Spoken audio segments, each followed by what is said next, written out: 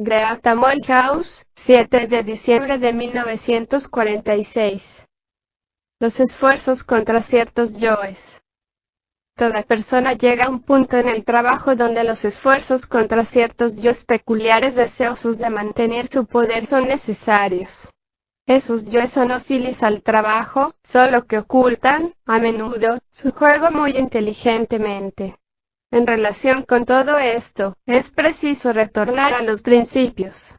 Recordemos que, desde el punto de vista del esoterismo, esto es, la verdadera psicología, un hombre, una mujer, no es uno sino muchos, una multitud de personas de diferente estatura, de diferente edad y vestidas diferentemente que andan en desorden.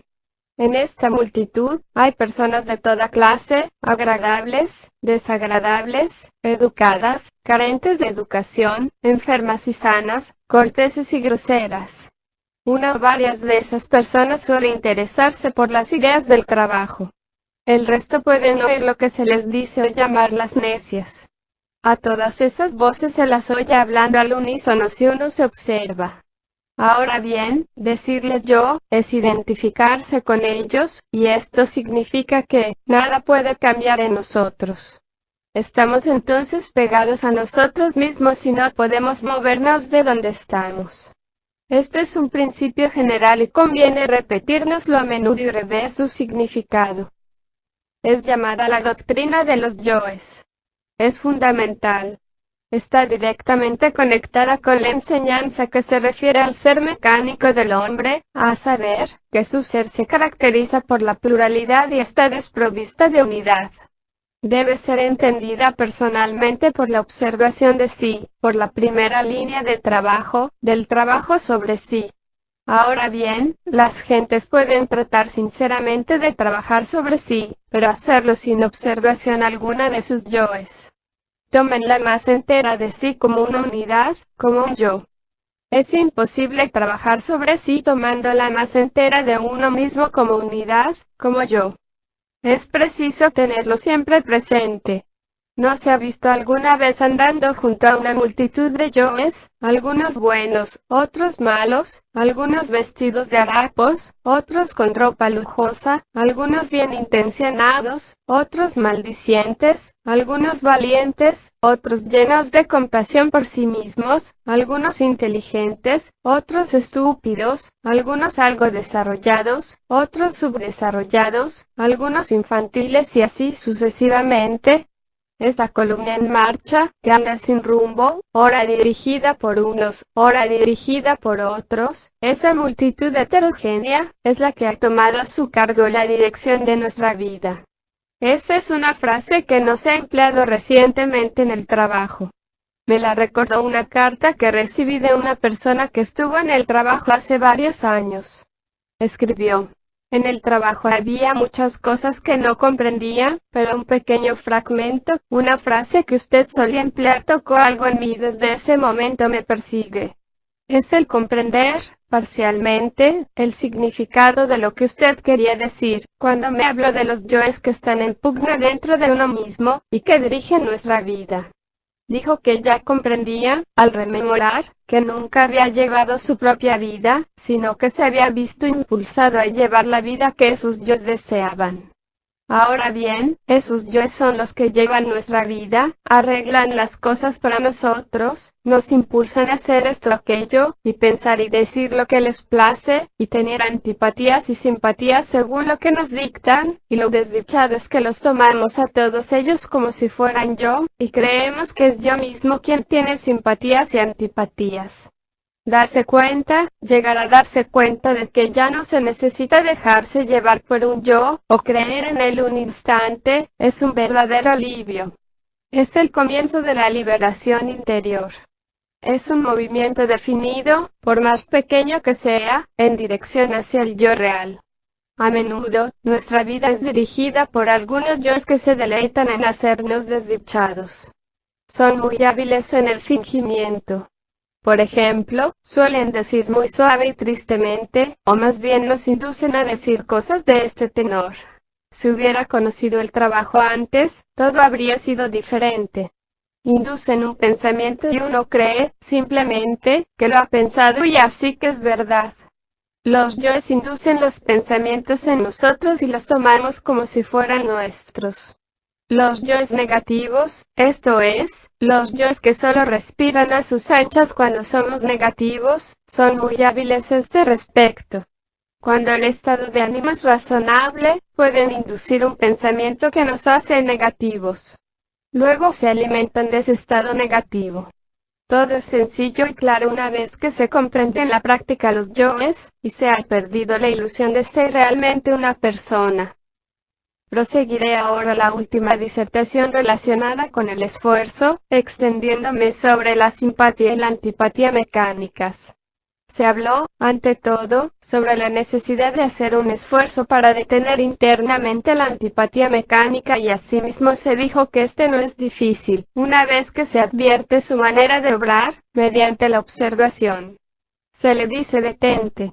Se realiza una detención interior a este respecto, sin arguir ni autojustificarse. O, para decirlo de otro modo, se detiene toda charla interior y se practica el silencio interior. Esto es algo que todos pueden hacer. Se dijo que, la próxima cosa que debemos hacer luego, es gustar de lo que nos disgusta, y se añadió que esto, nos conduce a un exacto sentimiento de nadidad. Porque el trabajo no puede llegarnos si estamos llenos de sentimientos de sí, llenos de nuestra importancia, de nuestro egoísmo, del sentido de tener razón. Toca lo que hay de más bajo, más despreciable, donde nada somos. Estamos más próximos cuando sentimos que no sabemos, no cuando creemos saber. En general, cuanto más pasiva es la personalidad, más próximas están las influencias del trabajo, y están más próximas de las partes pasivas de la personalidad que de las activas. Nos dicen que gustar de lo que nos disgusta, es la senda que nos conduce más rápidamente a renunciar a nuestro propio sufrimiento. Nos dicen que la única cosa que es preciso sacrificar es nuestro sufrimiento. El trabajo dice que debemos sacrificar nuestro sufrimiento. Ahora bien, como gustando de lo que nos disgusta, nos podemos librar de un montón de sufrimientos inútiles almacenados en nuestro cuerpo tiempo que todos tenemos, aunque no lo confesamos. ¿Cuál será el efecto sobre los muchos yoes que gozan del sufrimiento, y en verdad, muchas veces terminan con una persona, o producen repetidas crisis de sufrimiento que el centro instintivo aborrece, y que son el origen de tantos males físicos? Si hay algo en las primeras etapas del trabajo que caracteriza el camino del hombre ladino, es gustar de lo que disgusta. El ser ladino, el ser hábil, el ser inteligente, este es el esfuerzo correcto. Supongamos que a un hombre todo le disgusta, ¿qué sucede entonces? Encuentren la respuesta. ¿Sentirá su propia nadidad o hará cargos internos? Estará lleno de quejas. Todo será difícil y limitado. Por cierto, será difícil de contentar. Ahora bien, todo esto se aplica a uno mismo y ha llegado a ser un tema para el estudio de sí.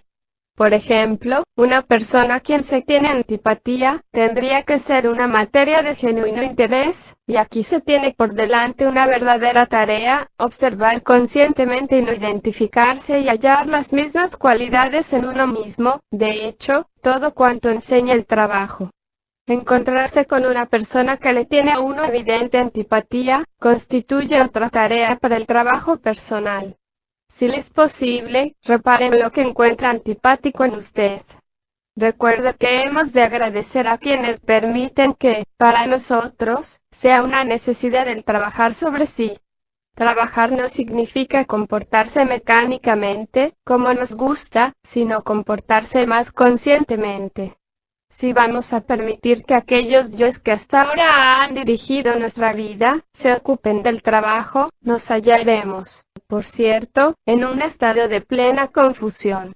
En el Instituto de Francia, nuestra posición en la vida apenas contaba. A la personalidad no se le permitía existir. ¿Por qué? Porque el objeto del trabajo, y de toda la enseñanza esotérica, lo constituye la transformación del ser. ¿Cómo puede cambiar el ser si los yoes que siempre vivieron su vida mantienen su pleno poder?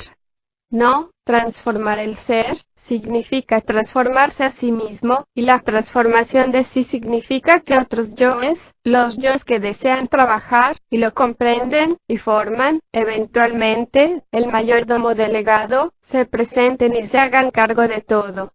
Así llega el momento, como se dijo, en que es preciso hacer esfuerzos en contra de ciertos yoes determinados que desean mantener su poder y son hostiles al trabajo.